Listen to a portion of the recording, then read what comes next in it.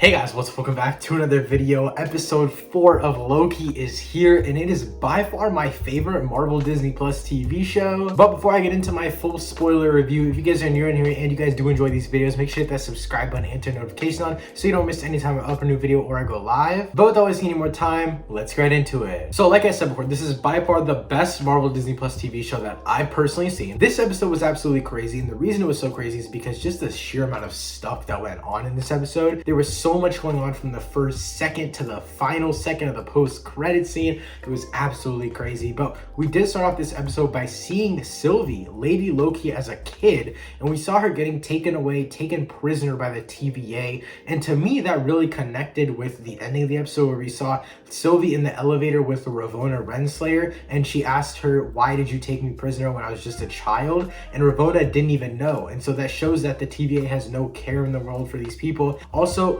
Loki and Lady Loki get off of that planet that they were stuck on in the entirety of last episode, basically. And the TVA saved them, and that's just as I predicted. People are gonna be mad. They're gonna be like, "Oh, then the entirety of the last episode was for nothing."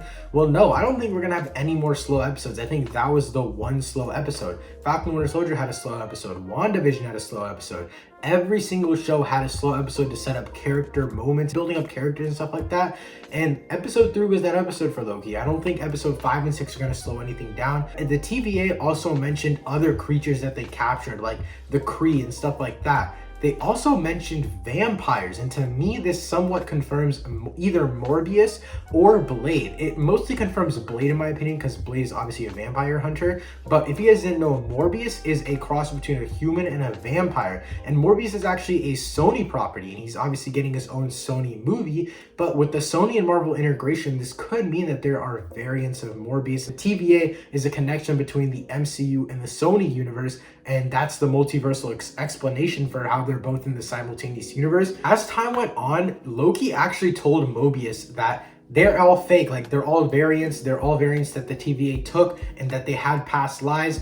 Mobius doesn't necessarily believe him, but at the same time, he's interested as to what he has to say. And he's also interested as to what I forgot the code name of the girl, but the girl that was enchanted in episode 2, I think, by Lady Loki, Sylvie. She was enchanted. Mobius was wondering, like, why did they kill her off? And then he stole Ravonna Renslayer's little think pad thingy. And then everything went downhill for Mobius from there. Can we get a rip and chat for my boy? He was basically, when he went out, he was going out with a purpose, a glorious purpose to be exact. And he was like, you know what I want to do? I want to live a life, maybe ride a jet ski with my family, all that kind of stuff. That just got me emotional. We're not even like crazy connected to Mobius. Mobius didn't believe Loki. And when he finally did, he basically got disintegrated. The final dialogue between Mobius and Loki was so awesome right before Mobius got pruned. And then he obviously, like I said before, talked about what he wanted to do if he could travel anywhere in time. Speaking about that entire part of the episode, B-15 remembers her past and asks Sylvie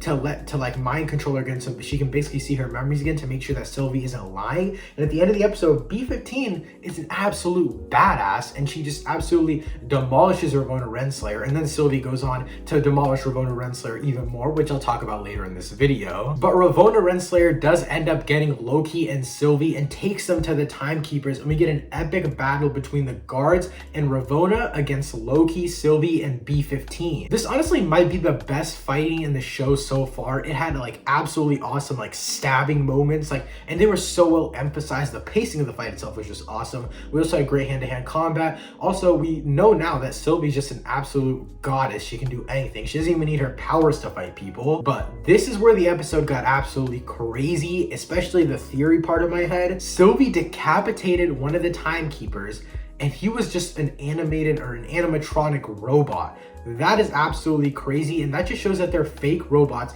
And this means someone else is leading them. There's someone else on the higher level that's making all these people do these things. And in my opinion, it's Kang. Now, the first thing I remembered when I saw these animatronic robots was Marvel wouldn't do their CGI like this. That's the first thing I thought of, because the CGI was absolutely horrendous. But then when you realize that they're supposed to be robots, they actually look pretty good for robots. One of the big things with Kang is that he's super technologically advanced. He doesn't have any major superpowers.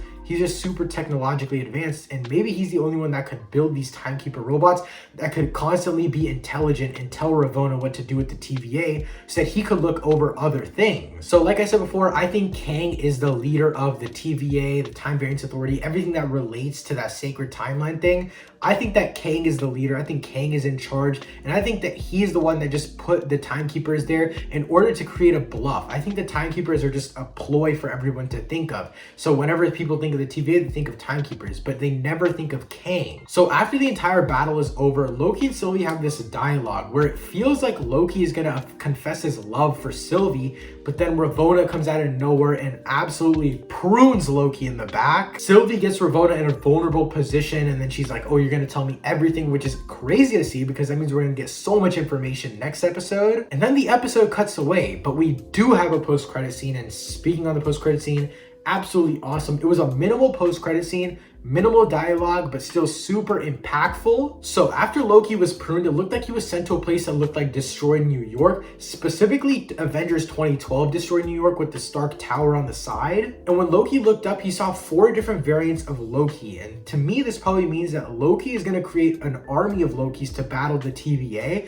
We also know that in the trailer, we saw a bunch of shots of President Loki. And so that probably means he's going to lead all of these other Lokis into battle. But most importantly, this post-credit scene probably means that Mobius isn't dead, as when Loki got pruned, he got sent to an alternate reality where all the other variants of him are. Mobius probably got sent to another reality where all the other variants of Mobius are. So yeah guys, that's basically it for this breakdown / review of Loki episode 4. I did a live watch party for episode 4 of Loki. If you guys don't want to miss next week's episode, make sure to subscribe to the channel and turn notifications on. Thank you guys so much for watching. I'll see you next time. Peace.